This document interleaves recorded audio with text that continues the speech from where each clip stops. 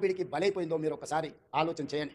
ఇవాళ అక్కడ నిరసన తెలిపిన రైతులు లాఠీ చార్జ్ గురించి మాట్లాడుతున్నారు. మల్లన్న సాగర్లో మల్లారెడ్డి అనే ఒక రైతు భూమి పోయిన రోజు కట్టెలు చితి పేర్చుకొని బతుకుండగానే ఆ చితి మీద పండుకొని నిలువున తగలబెట్టుకున్న రైతు మల్లన్న సాగర్లో మల్లారెడ్డి అనే పేరుంది. హరీష్ రావు గారు రా అసెంబ్లీకి. ఆనాడు భూమి కోల్పోయిన మల్లారెడ్డి చితి పేర్చుకొని కాల్చుకున్నప్పుడు నీ కన్నీళ్ళు ఎక్కడికి పోయినాయి? నువ్వు ఆ కుటుంబాన్ని ఎంత ఆదుకున్నావో ఇవాళ మల్లారెడ్డి ఇంటికాడ అనుభవిస్తున్న నా బాధ్యత అది.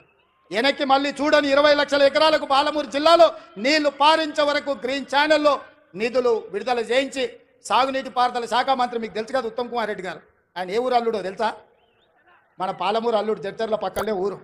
మన ఊరు అల్లుడే ఈరోజు సాగునీటి పారుదల శాఖ మంత్రి. మరి మనము ఇంత త్యాగం చేసినాం బిడ్డనిచ్చి ఆయనకు, అవునా? మన పాలమూరు ఆడబిడ్డను ఆయనకిచ్చి పెళ్లి చేసినాం. మరి ఆ రుణం అయితే వారు తీసుకోవాలి కదా.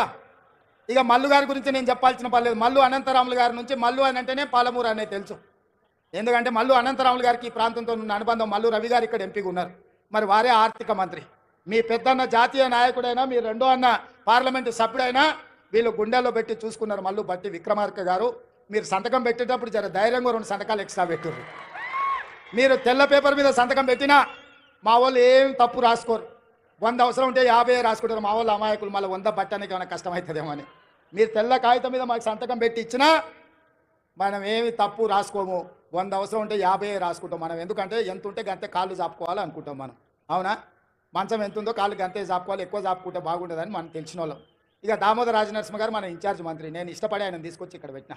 ఎందుకంటే మనం ఏం అడిగినా ఏం అడగకుండా చూడకుండా సంతకం పెడతాడు ఆయన. ఆయనకు చదువు బాగొచ్చు, ఇంగ్లీష్ కూడా వచ్చు. కానీ నేను అడిగితే చదువుకుంటే సంతకం పెడతాడని అన్నను మన పాలమూరు జిల్లా ఇన్ఛార్జ్ మంత్రిగా తీసుకొచ్చిన. నేనే అడిగి వారిని ఇక్కడ ప్రత్యేకంగా సెలెక్ట్ చేసి పెట్టుకున్నా. నాకేముంది చెప్పు, ఆయన ఏదన్నా అడిగితే జిల్లా కోసం అడగాల్సిందే కదా. అందుకే మీరందరూ వేదిక మీద ఉన్న పెద్దలందరికీ పెద్ద ఎత్తున సప్పట్లు కొట్టి మనకు అన్నీ ఇవ్వాల్సిందిగా, వెనకాల ఉన్నోళ్ళు కూడా ఆఖరికి ఉన్నోళ్ళు కూడా మీ సప్పట్లే వాళ్లకు మన విజ్ఞప్తి.